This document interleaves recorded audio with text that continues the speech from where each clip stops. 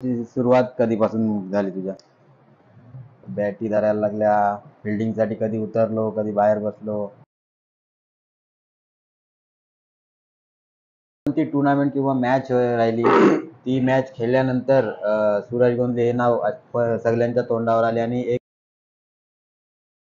त्यावेळी असे कोणते गोलंदाज होते, की ज्यांना तुला फेस करायला जरा अवघड जायचं किंवा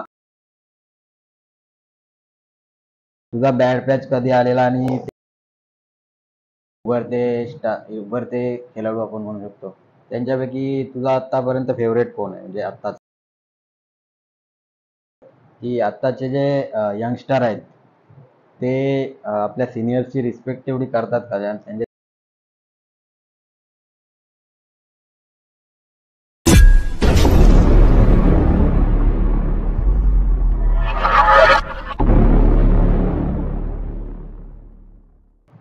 तर नमस्कार मित्रांनो, गुड मॉर्निंग सर्वांना. आणि आज आपण जरा वेगळ्या विषयावर चर्चा करण्यासाठी इथे जमलेलो आहोत. अलिबाग ग्रामीण क्रिकेट असोसिएशनचा एक लेजेंडरी क्रिकेटर म्हणजे ज्याने आपला काळ गाजवलेला असा सूरज गोंदले याच्या क्रिकेट कारकिर्दीविषयी आपण आज जरा जाणून घेणार आहोत. तर आपल्यासोबत सूरज गोंदले जॉईन झाले आहेत. वेलकम सूरज दादा. तुझा एक काल तू गाजवलेला आहे, सगळ्यांना माहीत आहे. पण क्रिकेटची आवड आणि क्रिकेटची सुरुवात कधीपासून झाली तुझ्या? क्रिकेटची आवड म्हणजे आपल्या NSC ची टीम कुठेही टुर्नामेंट असली तरी भरायची. त्यावेळी आमचे काका म्हणजे जयवंत गोंधळी आणि आमचे मामा दत्ता पाटील यांच्यासोबत मी जायचो क्रिकेट बघायला. त्यावेळी आपल्या गावचे प्रकाश पाटील, सचिन पाटील, अजय पाटील यांची खेळी म्हणजे बघून मला पण असं वाटलं की मी सुद्धा तसा खेळू शकतो. आणि कोणता काल होता, म्हणजे कोणत्या वर्ष होतं त्या वर्षात तुम्ही ॲज अ NSCचा प्लेअर म्हणून खेळायला उतरलात? आपल्या गावातील प्लेयर बाहेर फिरायला गेले होते. त्यावेळी मल्याण गावात टुर्नामेंट होती. तिथे मला पहिली संधी दिली दादानी, दादा म्हणजे जितीन दादा. त्यावेळी मला ओपनिंगचा चान्स दिला त्यांनी आणि मी त्यावेळी पहिल्यांदाच ओपनिंग केली आणि 30 ते 40 रन मी नॉटआउट खेळलो होतो. पण ती मॅच आपण हारलो होतो कारण बॉलर नव्हते आपल्यात. पण त्या खेळीमुळे पुढच्या टुर्नामेंटसाठी तुला संधी मिळाली. हो. क्रिकेटची सुरुवात शक्यतो ॲज अ फिल्डर म्हणून होते. तर तुझा काय एक्सपिरियन्स आहे? म्हणजे पहिलं तर असं बोलायचे बॅटी धरायला जायचो, तर तुझ्या बाबतीत पण तसं झालेलं आहे का? बॅटी धरायला लागल्या, फिल्डिंगसाठी कधी उतरलो, कधी बाहेर बसलो? हो, मी पण पहिला बॅटी पकडायचो आणि मेन म्हणजे मी कॉमेंटेटर मध्ये नावं सांगायला जायचो. 12वा प्लेअर म्हणून. 12वा प्लेअर म्हणून. असं म्हणतात की 12वा प्लेअर जो जातो तोच पुढे टीमसाठी चांगला कामगिरी त्याची होते. त्याचं उत्तम उदाहरण म्हणजे केतन म्हात्रे वाकलनचे, ते सुद्धा 12वा प्लेअर म्हणूनच त्यांच्या संघामध्ये जॉईन झालेले. तर काय सांगशील, आता जी मुलं आहेत ते तेवढं आता म्हणजे बॅटी पकडणं वगैरे ते राहिलेलंच नाही. ज्याची बॅट आहे तो स्वतः घेऊन जातो. आणि आता क्रिकेट एवढं पुढे गेलं की प्रत्येकाची एक बॅट असते, बॅट्समन असेल तर. तुमच्या वेळी तेव्हा कसं होतं? आमच्या वेळी तेव्हा तसं काही नव्हतं. आमच्या वेळी फक्त 2 ते 3 बॅट असायच्या, ते सर्व मिळून वापरायचो आम्ही. अजय पाटील हे बॅट घेऊन यायचं किंवा जयवंत पाटील हे मुंबईवरून येताना बॅटी वगैरे घेऊन यायचं. त्या 2 बॅटवर आम्ही खेळायचो. आणि मेन गोष्ट म्हणजे आपल्या टीमच्या बॅटी पण दुसरे खेळाडू वापरायचे आणि आपण ते द्यायचो त्यांना. तर सूरज, सुरुवात तर तुझी चांगली झालेली, म्हणजे पहिल्याच मॅचमध्ये 30-40 रनची चांगली खेळी झालेली. पण अशी कोणती टुर्नामेंट किंवा मॅच राहिली, ती मॅच खेळल्यानंतर सूरज गोंदले हे नाव सगळ्यांच्या तोंडावर आले आणि एक NSCला सुद्धा भरोसा मिळाला की हा बॅट्समन आपल्याला मॅच जिंकून देऊ शकतो? अशी मॅच होती मल्ल्यांच्या ग्राउंडवर, आंबेपूरवरून मॅच होती. त्यावेळी सुद्धा मी ओपनिंग केली होती आणि मी त्यावेळी 9 बॉल मध्ये 9 सिक्स मारले होते. म्हणजे आदल्या ओव्हरमध्ये 3 मारले होते. नंतर नॉन स्ट्राईकला गेल्यानंतर पहिला बॉल वाईट पडला, प्लस 1 रन घेऊन मी स्ट्राईकला गेलो आणि 6 बॉल 6 सिक्स मारले होते. तेव्हापासून म्हणजे आपलं नाव चर्चेत झालं. तेव्हापासून संघाला सुद्धा भरोसा वाटला हा. की सूरज गोंधले असेल तर आपण मॅच जिंकू शकतो. 100%. आणि काय सांगेल त्यावेळी 6 सिक्स मारले आणि तेव्हा बॉल पण वेगळे असायचे. आताचे बॉल आणि तेव्हाचे बॉल खूप फरक म्हणतात. त्यावेळी बॉल सुपर खन्ना वगैरे असायचे आणि त्यावेळी षटकार पण क्वचित जण मारायचे. आता सारखं नाही. आता कोण पण बॅट्समन येऊन षटकार मारून जातो. चेंडू मध्ये फरक झाला. हा, चेंडू मध्ये फरक झाला. तर त्यावेळी असे कोणते गोलंदाज होते की ज्यांना तुला फेस करायला जरा अवघड जायचं किंवा त्यांना स्ट्रगल करावं लागायचं खेळता वेळेस? असं मला काय वाटलं नाही कधी, कारण त्यावेळी माझी नजर सुद्धा बॉलर चांगली होती आणि मी कुठलाही बॉल कुठेही मारू शकत होतो. पण तरी पण सांगायचं तर कुरुल संघाचा विनोद पाटील, त्याच्यानंतर कुंट्याची गुटी संघाचा संजू होता आणि आपल्या वेलवलीचा सुधीर वाडेकर. यांना खेळायला थोडं अवघड जायचं, पण तरी पण खेळायचो. तरी आणि बाकीचे बॉलर सुद्धा म्हणजे त्यावेळी असा एक ओव्हरअप झालेला की खानाव संघामध्ये खानाव संघासोबत जर मॅच लागली तर समोरचा संघ सुद्धा थोडा म्हणजे घाबरायचा खेळायला. तर त्यावेळी टीम कॉम्बिनेशन असं काय होतं की एवढा दबदबा निर्माण झालेला? टीम कॉम्बिनेशन सांगायचं तर आपल्या संघामध्ये त्यावेळी 4 ते 5च प्लेयर असे होते की ते कंटिन्यू बॅटिंग करायचे. म्हणजे विकेट वगैरे काय गेली तर दुसरा पण प्लेयर तसा असायचाच. कारण प्रकाश पाटील, अजय पाटील, त्याच्यानंतर मी स्वतः, वीरेंद्र होता, सचिन होता. तर चांगली असायची टीम आपली त्यावेळी सुद्धा. आणि त्यावेळी 5 ते 6 ओव्हरच्या मॅचेस असायच्या. त्याच्यामुळे म्हणजे काय स्ट्रॅटेजी असते त्यावेळी खेळण्याची? आता कसं आहे की 2 ते 3 ओव्हरच्या, आता 4 ओव्हरच्या मॅच परत चालू झाल्यात, परंतु क्रिकेट फास्ट झाले, जो तो येऊन षटकार मारायचा. पण त्यावेळी कसं असायचं की किती रनचं टार्गेट देणं असं ठरलेलं असायचं 5 ओव्हरमध्ये किंवा 6 ओव्हरमध्ये? त्यावेळी 6 ओव्हरमध्ये आम्हाला 40-50 रन पण भरपूर असायच्या, कारण बॉल जात नव्हते. आणि त्यावेळी आपलं आता सारखं नाही की सर्कल असायचं. त्यावेळी सर्कल वगैरे काही नव्हतं.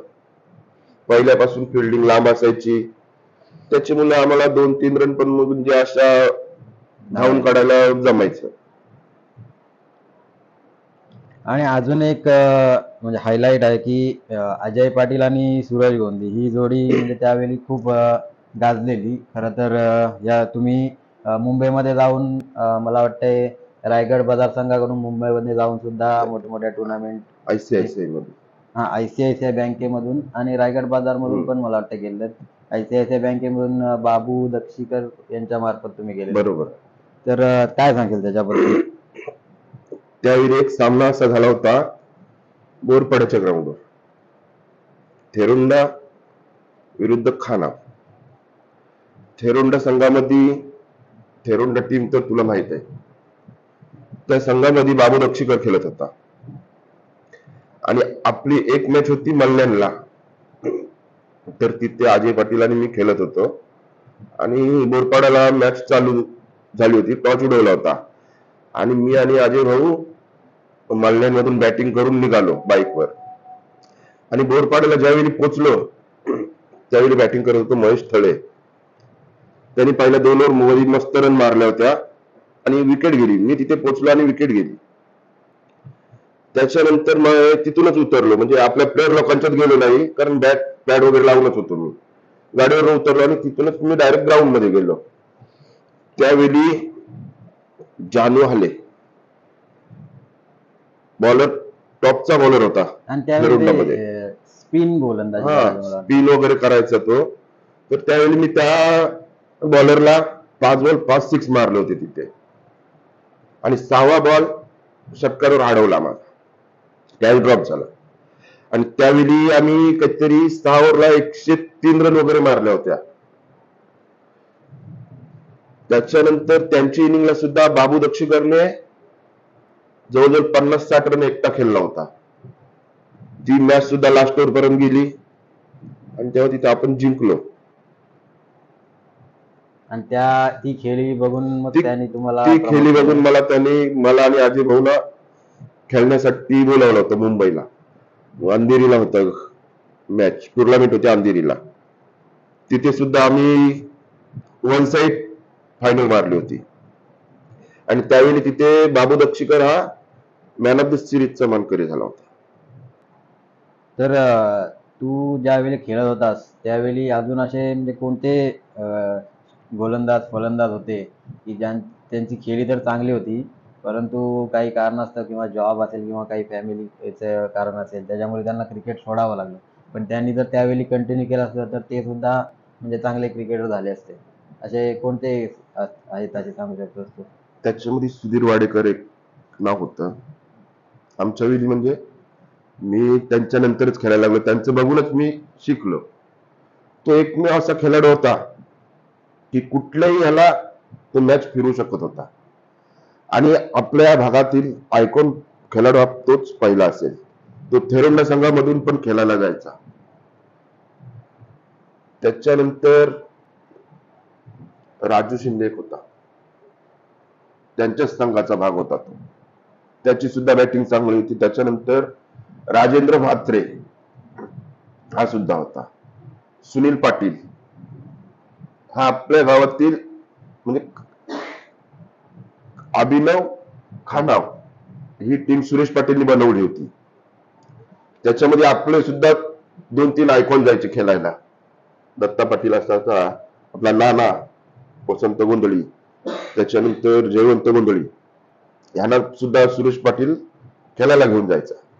आणि ती एक आपली अशी टीम झाली होती की अभिनव खानाव ही टीम खूप गाजली होती त्यावेळी. आणि त्यावेळी मला एक आठवतंय 99 किंवा 2000 या साली सुरेश पाटीलनी एक टीम बनवली होती. म्हणजे आयकॉन वगैरे प्लेअर घेऊन मॅच भरली होती आपल्या अलिबागमध्ये क्रीडा भवनला. तिथे सुद्धा फायनल मारली होती आणि तेव्हा तर खूप मोठं नाव झालं होतं आपल्या टीमचे. आणि असं म्हणतात की त्यावेळी सिक्स कोण मारणार तर ते सुनील पाटीलच सिक्स मारत होते. त्यावेळी जास्त कोणाचे सिक्स जात नव्हते. बॉल कदाचित बॉल असेल त्यावेळी बॉलची क्वालिटी, पण सुनील पाटील असेल तर हमखास सिक्स मारणार असं आम्ही ऐकलेलं आहे, म्हणजे बघितलेलं तर नाही. मी सुद्धा त्याच बघून खेळायला लागलो होतो. म्हणजे असा एकमेव बॅट्समन होता तो की कुठल्याही बॉलवर षटकार मारायचा आणि खूप लांब मारायचा षटकार परत, कारण त्याची हाईट पण तशीच होती. बॉलिंग तर अप्रतिम होती त्याची. सेम बोलायचं की हा मॅग्रा सारखा बॉलिंग टाकतो. तुझी सुरुवात चांगली झाली, बॅटिंग वगैरे चांगली होत होती, परंतु क्रिकेट असा खेळ आहे त्याच्यामध्ये बॅड पॅच हा सगळ्यांना येतच असतो. तर तुझा बॅड पॅच कधी आलेला आणि त्यावेळी कोण असे होते तुझ्यासोबत की त्यांनी तुला परत ते विश्वास दिला की तू परत त्याच पद्धतीने खेळू शकतोस म्हणून? माझा बॅड पॅच सुद्धा आला होता आणि बापल्याला टुर्नामेंट होती, त्याच्यानंतर घोटवड्याला एक होती. तर बापल्यामध्ये गेलो, तिथं मी पहिल्या बॉलला आउट झालो. त्याच्यानंतर ती मॅच हारलो आपण आणि घोटवड्याला मॅच लागली होती. तर मी दादाला बोललो की मी ओपनिंग नाही करणार, कारण मी पहिल्या बॉलला 3-4 वेळा टुर्नामेंट आउट झालो होतो. त्याच्यानंतर दिलीप भाई मला बोलला नाही तूच उतर, तुझी बॅटिंग होईल. आणि त्यावेळी उसर बरोबर आपली मॅच होती आणि संजू शिंदे म्हणजे संजय शिंदे तो बॉलर होता. मी त्याला पहिल्या ओव्हर मध्ये 25 रन मारल्या होत्या आणि ती नॉट आउट खेळी करून मी बाहेर आलो. त्यावेळी दिलीप भाई बोलला मला की बघ आता गेला नसतास तर वाट लागली असते. ते पण खरं आहे, कारण अजून सुद्धा जर तू ग्राउंडवर असलास तर जे जुने आहेत त्यांनी तुझी बॅटिंग त्यावेळी बघितलेली आहे ते अजून सुद्धा म्हणजे बाहेरून बोलतात की सूरज आहे तर अजून मॅच आपण जिंकू शकतो. आणि याचं उदाहरण म्हणजे आम्ही बघितलं जिथे यावर्षी सहानला मॅच होती लाईट वेट बॉलवर. तिथे आपले सगळे टॉप ऑर्डर फेल झालेली आणि तिथे तू जाऊन तिथे सिक्स तर जातच नव्हते, तिथे जाऊन तू 2 सिक्स मारले. म्हणजे अजून सुद्धा जर तू तुझ्या फिटनेसकडे लक्ष दिलास तर त्या पद्धतीने खेळू शकतोस. तर तुला काय वाटतं याच्याबद्दल? त्यावेळी सांगायचं तर मी आप्पांसोबत पुण्याला होतो. ऑन द वे होतो त्यावेळी मला फोन आला की आपली मॅच लागतोय.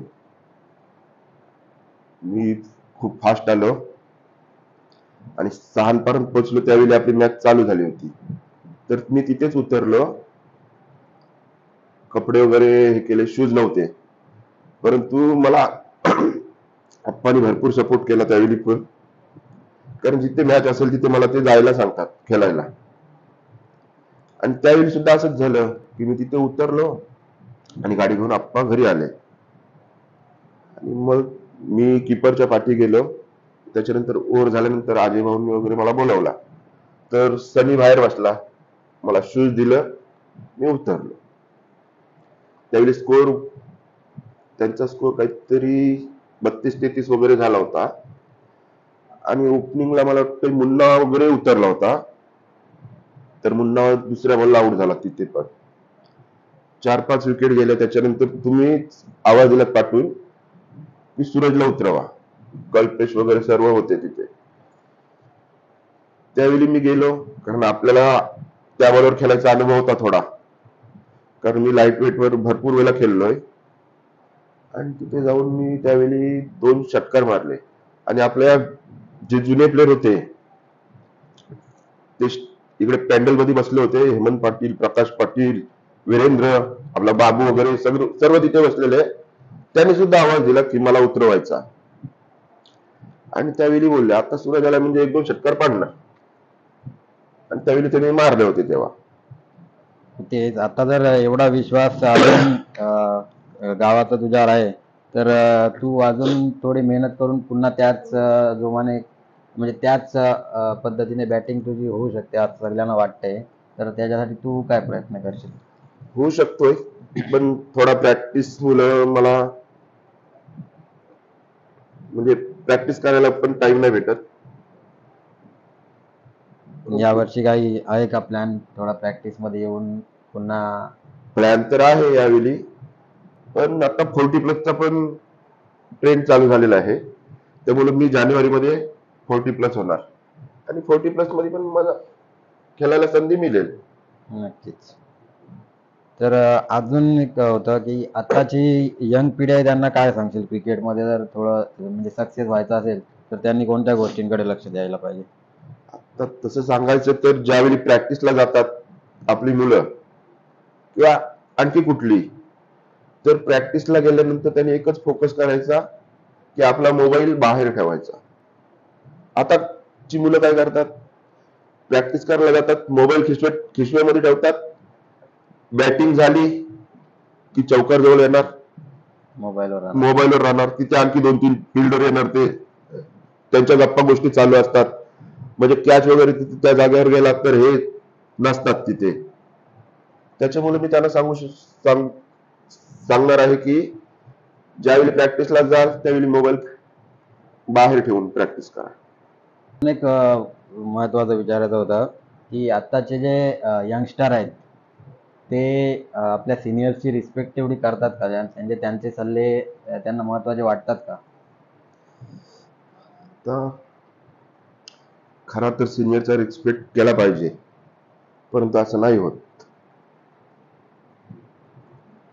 मी सुद्धा ते अनुभवलंय. जे माझ्या जोडीचे खेळाडू आहेत ते करतात, परंतु यंगस्टार हे प्लेयर सिनियरचा रिस्पेक्ट करत नाही असं मला तरी वाटतं. आणि तू ज्यावेळी यंग म्हणजे त्यावेळी खेळत होता यंगस्टार म्हणून, तेव्हा तुझा काय होता सिनियर्सच्या बाबतीत बिहेवियर? त्यावेळी सांगायचं तर मी जिथं टुर्नामेंट खेळलोय, म्हणजे बॅटिंग झाली किंवा नाही झाली तरी मला शिव्या वगैरे भरपूर द्यायचे. त्यावेळी मी त्या शिव्या ऐकायचो आणि अजून सुद्धा तेच. पण आज एवढं म्हणजे तुझ्यामुळेच मॅच जिंकायच्या, कधी हारायच्या, पण कधी कोणाचा डिसरिस्पेक्ट किंवा उलट बोलणं असं तुझ्याकडून नाही, झालं? कधीच नाही झालं. आणि सर्व आपले प्लेयर सांगतील सुद्धा. तर आपण आता बघतो की प्रत्येक गावामध्ये आता 2-2, 3-3 संघ झालेले आहेत. म्हणजे पूर्वी एक संघ मुश्किलने असायचा आणि तो गावासाठी खेळणारा संघ असायचा गावाच्या नावासाठी. पण आता काय झालं की काही ना कारणावरून वाद होतात. मग 2-4 पोरं बाजूला होऊन वेगळा संघ करतात.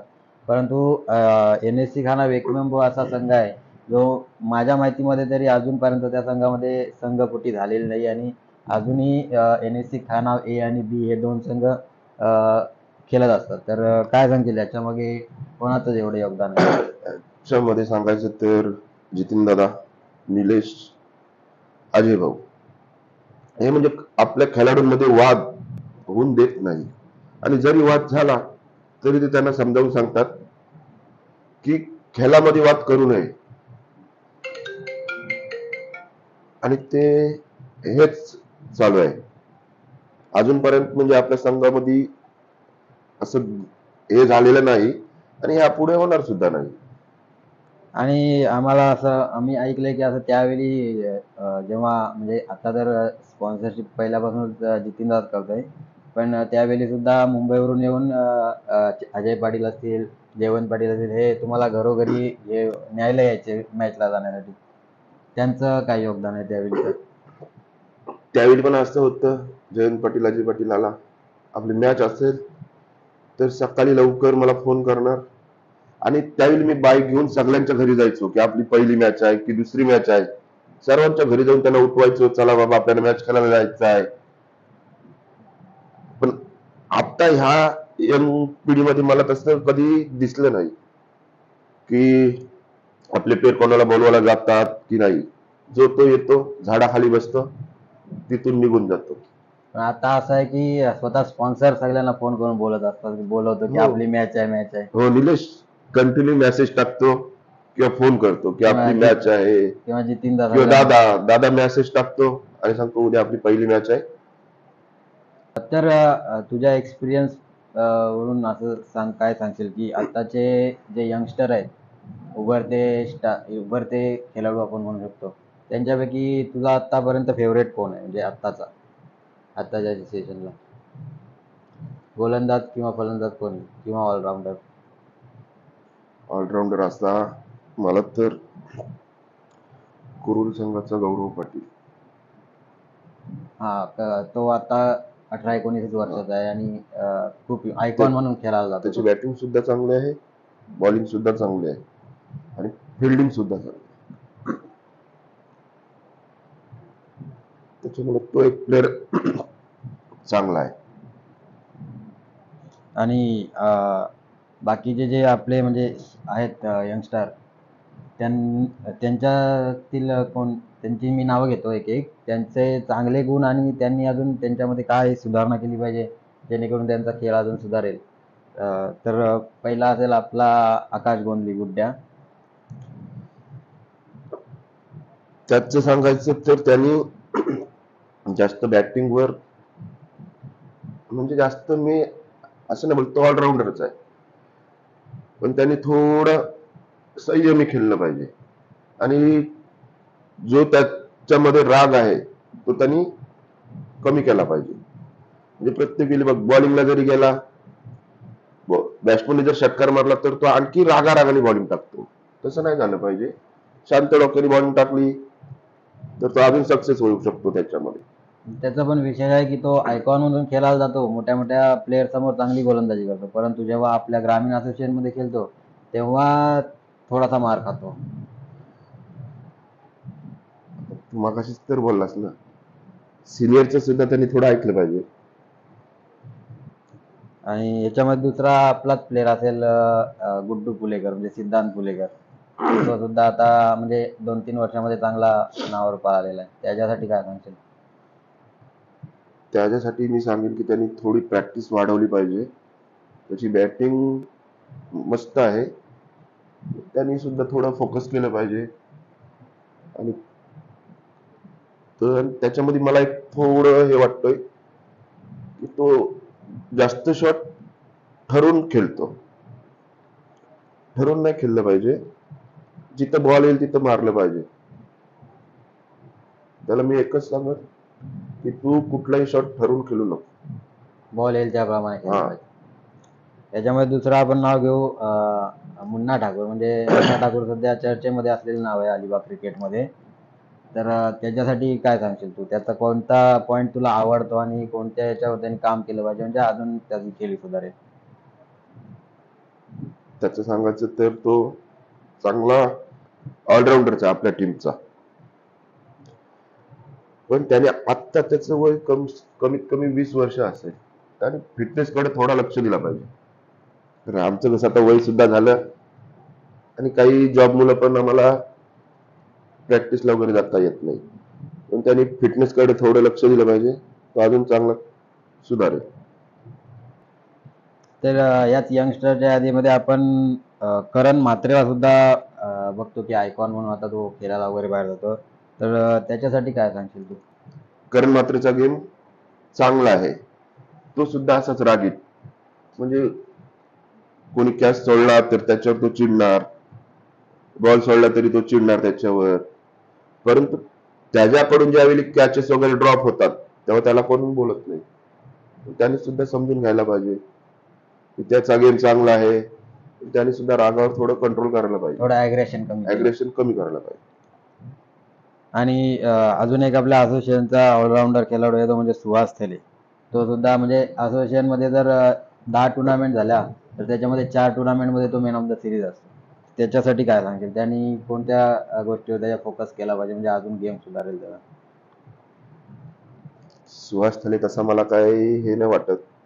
तो शांत खेळाडू आहे आणि शांत डोक्याने खेळतो, आणि त्याची खेळू सुद्धा मी भरपूर वेळा बघितलंय. चारी बाजूला तो चौकर षटकार मारतो. त्यांनी ज्यावेळी मोठी टुर्नामेंट आपल्याकडे होतात, म्हणजे आपल्याकडे जवळजवळ 2 ते 3 वेळा सिरीज म्हणून बाईक ठेवली होती आपण, त्यावेळी सुहास थलेची खेळी थोडी खराब आपल्या झाली. नाईट मॅच नाईट टुर्नामेंटमध्ये बाकी ठिकाणी तो भरपूर चांगला खेळतो. भरपूर वेळा त्यांनी सिरीज वगैरे घेतल्यात. पण माझं एक असं मत होतं की सुहास थलेने पण आपल्याकडे बाईक घ्यायला पाहिजे होती. त्यावेळी तो चांगला फॉर्म मध्ये हा. होता. त्याच्यामध्ये आपण दुसरी चर्चा करणार आहोत दीपेश घरत बद्दल. दीपेश घरत सुद्धा एक ऑलराऊंडर म्हणून चांगला प्लेअर आहे, पण त्याचं सुद्धा प्रॅक्टिस कमी पडते काय होते माहित नाही, पण आता थोडा डाऊनफॉल त्याचा चालू झालाय. तो सुद्धा प्रॅक्टिस मध्ये नसतो, पण त्याचा खेळ खूप चांगला आहे. दीपेश घरतचं सांगायचं तर तो कुठल्याही बॉलर षटकार चौकार मारू शकतो, आणि तो सुद्धा एकदम शांत खेळाडू आहे. कधी कुठल्या प्लेअरला उलट बोलत नाही, हे मी जवळून बघितले त्याला. म्हणजे त्याच्या तोंडातून शिवी सुद्धा येत नाही कुठल्या प्लेअरला देताना, मी बघितलंय पण नाही अजून. आणि पुढील प्लेअर आहे आपल्या नाईट टुर्नामेंटमध्ये ज्यांनी मॅन ऑफ द सिरीज साठी असलेली बाईक घेतली. असे 2 प्लेअर आहेत, सागर काटकर आहे आणि शुभम पाटील. तर सागर काटकर बद्दल काय सांगते? कारण 1 वर्ष तो म्हणजे खूप त्याला मेडिकल इश्यू झालेला आणि त्याच्यातून त्यांनी कमबॅक करून मॅन ऑफ द सिरीजची बाईक घेतली. तर काय सांगतील त्याच्याबद्दल? सागर काटकर खेळाडू खूप शांत आहे आणि त्याची खेळू सुद्धा खूप चांगली आहे. कारण आपल्याबरोबर ह्यावेळी वीर दमदार आमदार चषक ज्यावेळी होता त्यावेळी आपल्या विरुद्ध त्यांनी मस्त खेळी केली होती आणि शेवटच्या क्षणी काहीतरी आउट झाले. हा, शेवटच्या ह्याला काहीतरी रनआउट वगैरे झाला तो. पण तो लेदर क्रिकेट सुद्धा खेळतो, त्याच्यामुळे त्याची फिटनेस वगैरे चांगली आहे. आणि त्यामध्ये आपण शेवटची चर्चा करणार शुभम पाटील बद्दल, ज्यांनी याच वर्षी मॅन ऑफ द सिरीजची बाईक घेतली आणि त्याची अलिबाग प्रीमियर लीगमध्ये सुद्धा खेळी चांगली झालेली. काय सांगेल त्याच्याबद्दल? शुभम पाटील हा खेळाडू आता ह्या 2-3 वर्षातच नावारूपाला आला. त्याने सुद्धा फिटनेस कडे बघितलं पाहिजे.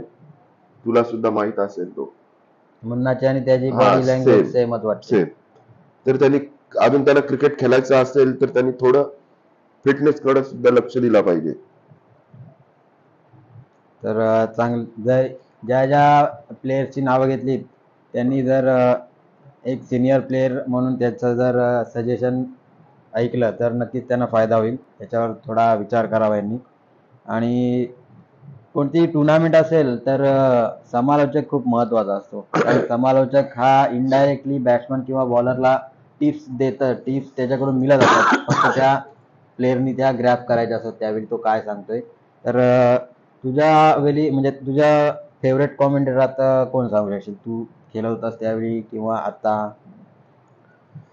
तसं बघायचं तर आपल्या गावातला निशांत पाटील सुद्धा एक चांगला कॉमेंटेटर आहे. पण ज्यावेळी मी खेळायला जातो आणि निलेश पाटील जर कॉमेंटेटर असेल तर तो खूप प्रोत्साहन देतो मला. त्यावेळी पण द्यायचा आणि अजून सुद्धा देतो. नक्की निलेश पाटील आता म्हणजे समालोचक म्हणून अलिबाग नव्हे तर रायगडमध्ये नाव चर्चेत आहे. बैलगाडी असेल, कबड्डी असेल किंवा अन्य काही असेल तरी समालोचक म्हणून निलेश पाटील यांची वर्णी लागते. म्हणजे त्यांना बोलावणं असतं. ते उत्कृष्ट समालोचक आहेत.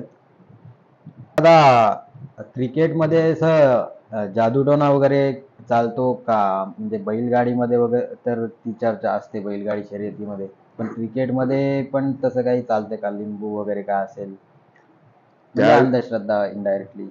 त्यावेळी तर आमच्या वेळी नव्हतं चालत. पण आता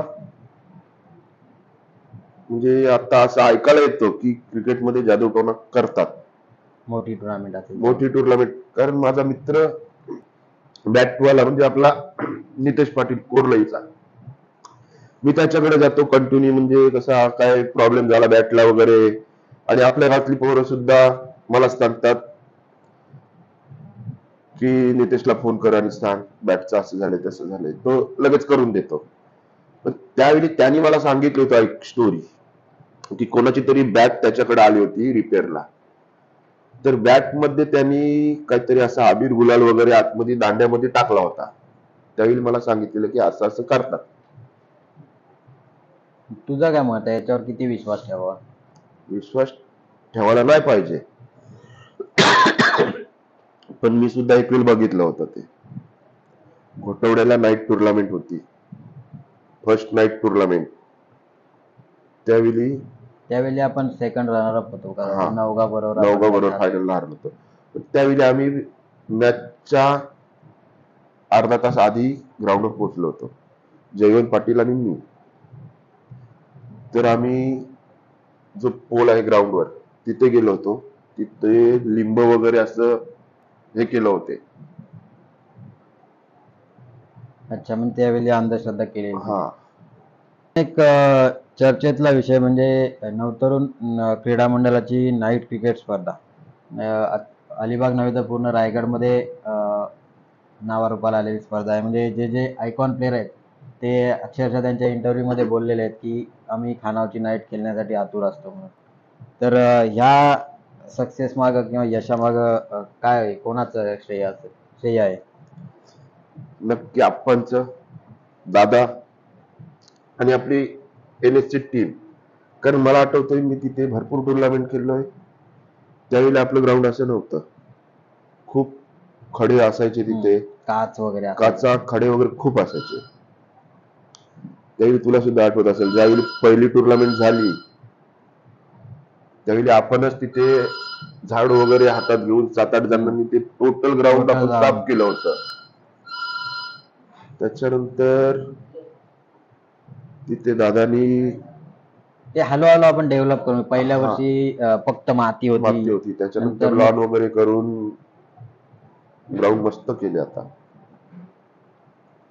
आणि नाईट टुर्नामेंट म्हणजे पूर्ण गावाचा एक असा फेस्टिवल असल्यासारखं त्यावेळी माहोल असतो. हा, कारण आपल्या गावातील कुठलाही प्रोग्राम असेल तर अखंड गाव असतं तिथे. आणि मेन म्हणजे आपल्या गावातील लेडीज त्या सुद्धा वाट बघत असतात की खानावची नाईट टुर्नामेंट कधी येईल. कारण अखंड गाव येतो, सर्व लेडीज त्यांचं एकच मत असतं की आपली मॅच जिंकावी. आणि नाईट टुर्नामेंट असेल तेव्हा स्वतः आप्पा सुद्धा पूर्ण रात्रभर तिथे असतात. हो, कारण आपण क्रिकेटची खूप आवड आहे. आपली मॅच असो किंवा आणखी कोणाची मॅच असो, आम्ही कुठे बाहेर जरी गेलो तरी ते गाडीमध्ये असले तरी मला सांगतात युट्यूबला मॅच आली का बघ, लिंक पाठव. ते कंटिन्यू मॅच बघत असतात. असं सांगायचं तर आम्ही शेगावला गेलो होतो, तर आपली मोठी टुर्नामेंट होती वलवली. त्यावेळी आम्ही शेगावला होतो आणि आपली मॅच तिथे लाईव्ह चालू होती. तर आपला सुद्धा गावातून भरपूर माणसं गेली होती मॅच बघायला आणि आम्ही सुद्धा ऑनलाईन मॅच बघत होतो. त्यावेळी गुड्ड्याची खेळी तिथे मस्त झाली होती. त्याच्यानंतर पहिल्या मॅचला काहीतरी अजय पाटीलने वगैरे षटकार मारला होता तिथे. त्याच्यानंतर गुड्डू आणि त्यावेळी एक मॅच अशी झाली होती की तिथे शुभम जाधवची ती फायनल मॅच होती. फायनल नसेल, सेमीफायनल सेमीफायनल वगैरे होती असेल. शुभम जाधवची. हा, शुभम जाधव बरोबर आपली मॅच लागली होती आणि त्यावेळी शुभम जाधवला गुड्ड्यानी Reverse रिव्हर्स स्वीप मारला होता. ती मॅच आम्ही आपण सोबत बघितली होती लाईव्ह. तर थोडी लेंदी झाली, आपण आवडतं घेऊया. शेवटचा प्रश्न असेल की तरुण पिढीला काय सांगेल, त्यांनी क्रिकेटवर किती लक्ष दिलं पाहिजे, म्हणजे क्रिकेटवर किती लक्ष दिलं पाहिजे. आणि कारण आता बघितलंस तर कॉलेज वगैरे बंक मारून क्रिकेट खेळायला जाणं हे प्रमाण वाढलेलं आहे. तर काय सांगशील त्यांच्यासाठी? यंग पिढीला माझी एकच इच्छा आहे की तुम्ही क्रिकेट खेळा, कॉलेज जॉब करूनच क्रिकेट खेळा. कारण आपल्याकडे तेवढं हे नाही. ॲज अ प्रोफेशन म्हणून आपण क्रिकेट करू शकत नाही. हा, तर आपल्याला आपल्या घरचं सुद्धा बघितलं पाहिजे, जॉब सुद्धा केला पाहिजे आणि शिक्षण सुद्धा केलं पाहिजे. क्रिकेट खेळा तुम्ही, पण किती आणि कसं खेळायचं ते आपल्यावर ते डिपेंड. आपल्यावर डिपेंड. तर नक्कीच चांगला सल्ला दिलेला आहे. आणि हे होते आपल्यासोबत अलिबाग ग्रामीण क्रिकेट असोसिएशनचे लेजेंडरी क्रिकेटर सूरज गोंदली. तर अशाच जर अजून आपल्या कोणत्या क्रिकेटरबद्दल तुम्हाला ऐकायला आवडेल हे कमेंट करून सांगा. ज्या नावाच्या कमेंट जास्त असतील त्याचा आपण इंटरव्ह्यू घेण्याचा प्रयत्न करू. आणि सूरज गोंदली यांनी आपल्याला एवढा महत्त्वाचा वेळ दिला याबद्दल त्यांचे धन्यवाद. Thanks you so much.